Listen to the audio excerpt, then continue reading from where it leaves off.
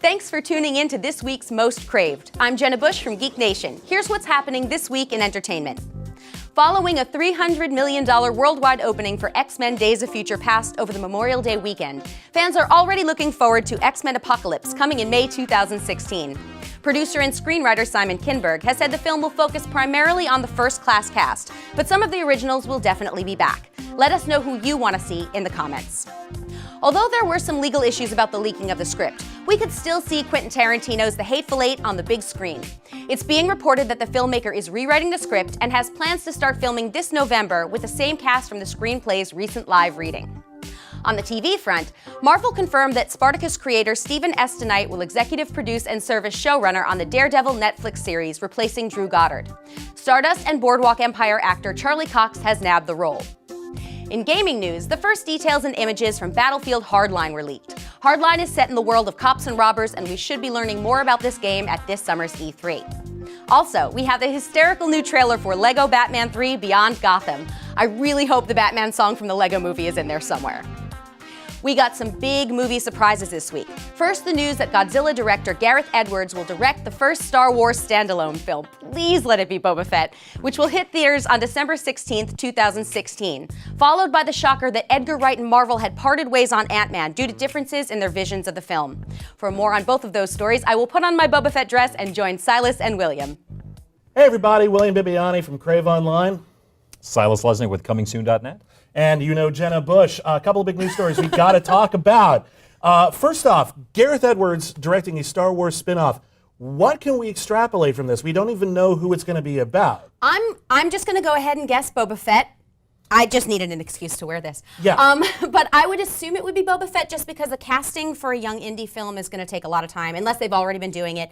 And for You mean a young Han Solo movie? Yeah, I'm sorry. Okay, yeah. Yeah, and so Same thing. Same thing. Crossover movie. What? It does take place a long time ago. I've obviously been thinking a lot about this. Yeah. But also Yoda would be a lot of CGI to get done in time for 2016. But Makes sense. it's just a guess. I have no reason to know that. Well, people love Boba Fett. People love Yes, Boba Fett. yes, they for do. no particularly good reason. He dies like a bitch every single time. But he's What? great He in the does. comic. He He's a lot falls in the in comic. a hole.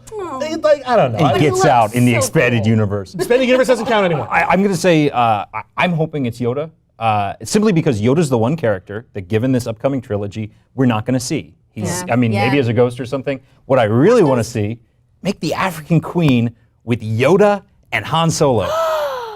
I would There's totally nothing watch that. in Star Wars history to say that Yoda never met Han Solo. Yoda lied about his name when he met Luke. What, were they going to Dagobah? Like, is that what He's on a happened? secret Jedi mission, and he hires a rogue to transport him. Han Solo would have been like 5 years old in Revenge of the Sith. But you have no idea when it takes place. Ooh. I would totally watch that movie. I would totally watch it too. I don't know. I'm in a wait and see pattern. I liked Godzilla. I'm worried that he Love doesn't. Godzilla. The problem with Godzilla, of course, was the characters are really flat, and that's what Star Wars really, really needs right now is good characters. Because after the last trilogy, Yeah, but I think that sort of worked for Godzilla. yeah, I think it worked for Godzilla too. I think he's smart enough to pull it off, and hopefully he's got a good script. Yeah. But I think the bigger story this week is the mass exodus from Marvel. They lost Edgar Wright, they lost Drew Goddard, and I think the question on everyone's lips is Marvel Studios now this like evil corporate overlord that's tramping all over creator vision and rights? I mean, what do you guys think? Let me point out first, I think that Drew Goddard leaving Daredevil is a very separate thing. I agree. It Yeah, looks like yeah. he was too busy. He's doing Sinister Six And at he's staying Sony. on as a creative consultant. Right. So, yeah. I think it's unfortunate timing that they landed right next to each other, but I think it's a very different story than Edgar Wright. Yeah. And it's disappointing to me because I was hoping they just cancel Sinister Six after Amazing Spider-Man 2. Don't you? Disappointed, Don't but you? yeah. Well, all right, so I interviewed him about this, I think back in like 2008, and I don't know about you guys, but I wanted to see Ant-Man because I wanted to see what he did with it. Yeah. Not just because it's Ant-Man. I have a weird connection to Ant-Man. When I was a kid, I lived in France, and I came back to America right when everybody loved Marvel trading cards. And I was on the playground, and I didn't have any of them. One guy was like, well, you can have this one. It was Ant-Man. So it was like, It was a pity card. It was a pity card. Little But he's like Silas one of with my an Ant-Man favorite card. characters. I was so excited because I love Edgar Wright. too. I'm still excited that there's going to be an Ant-Man, but it's a huge blow It is. Well, Yeah. I think a lot of people are siding with Edgar Wright. I mean, Joss Whedon even tweeted a picture of him with a cornetto in solidarity. I'm wearing a Scott Pilgrim shirt right now.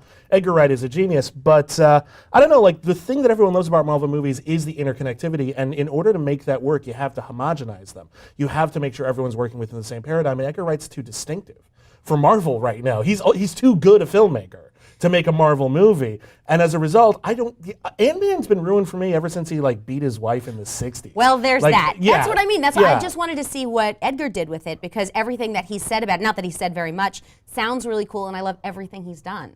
Yeah, I think everyone only wanted to see it because Edgar Wright was doing it, and Yeah. now they're stuck with it. Like they've got a release date set. It's for July 2016. That happened with Thor. They lost Patty Jenkins, and it got bumped to November, and they caught up. That could happen. That could happen. But the thing is, a lot of people are wondering is, do they even need to make an Ant-Man? Is Ant-Man even important? I want Ms. Marvel. I think we'd all want Miss Marvel. I think we want a female superhero of any kind. Yes, we do. Imagine that. Yeah. What are the odds? But do you think Marvel even cares about Ant-Man at this point if they lose Edgar Wright? I hope they do. I still like Ant-Man. Yeah. I think if they've got Paul Rudd already shot like a cameo for Age of Ultron, they're stuck. Yeah. They have to do it. There's nothing they've got left. Like they have to shove him in there. But who is going to be the poor bastard who takes over for Edgar Wright? And everyone's going to be turning on him like, you son of a bitch. Like maybe if Joe Cornish did it, but I don't know who else. Who's Honestly, do it? the perfect answer, and who knows if they want to do it, Phil Lord and Chris Miller. Yeah, that would make sense. It's a whole different style of humor. It's a whole other level of talent. But the thing with Phil Lord and Chris Miller, because they did the Lego Movie and they did 21 and 22 Jump Street, they're very distinctive. They have their own stamp. They have their own scripts. I don't know if they'd want to come on and do someone else's script at the last minute. These people are in the same situation as when Brett Ratner took over X-Men: The Last Stand and just had to shovel it out as fast as he could and just do whatever the corporate overlord said, and then no one liked it. I don't know if who wants to jump in and be that work-for-hire director at this point and not develop the material. Two birds with one stone. Give it to Chris Evans. He'll do anything to get behind the camera. Yeah. One thing I will say that I have so much respect for Edgar Wright for stepping away from this project, and I like that it kind of is the end of World's End, where Gary King sort of can't fit in this world of blue robots, and he goes off, and his life is very different as a result. But I like that that's basically what Edgar Wright's doing with Marvel. I'm still surprised he didn't leave years ago. This thing has been in development for 8 years, and we've seen where Marvel is going. He's had to do apparently countless rewrites. Why you waited till the last minute on this? And I'm just like, could it have been Disney's involvement? Could it? It sounds like Disney is very hands-off with Marvel. Marvel is sort of its own thing. And I hope not, because I'd love to see Edgar Wright just do a Star Wars movie with Simon Pegg and Nick Frost as Stormtroopers. Can you please do that? Please. Edgar, oh my God, that'd be so that. good. They could do Tag and Bink are Dead. Oh my God, that'd be the coolest thing. If you guys haven't seen Tag and Bink are Dead, read that comic. It's the best thing Star Wars ever produced, even more so. Oh my God, it's so good. It's so good. Well, how do we feel about Daredevil? Daredevil, real fast. I'm really happy to have Steven Tonight on it. Yeah.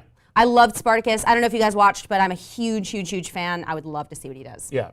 I'm super excited. I'm bummed. I thought they were going to be set in the 1970s. Apparently, it's present really day. would be awesome. There was no reason to ever think that. That's No, the thing but that it drives me sounds nuts. so cool. It just It would does have been sound cool. It does sound super cool. Well, listen, I'm going to say regardless, I think Daredevil really lends itself well to a TV series because he's already a lawyer. That's the thing. It writes itself.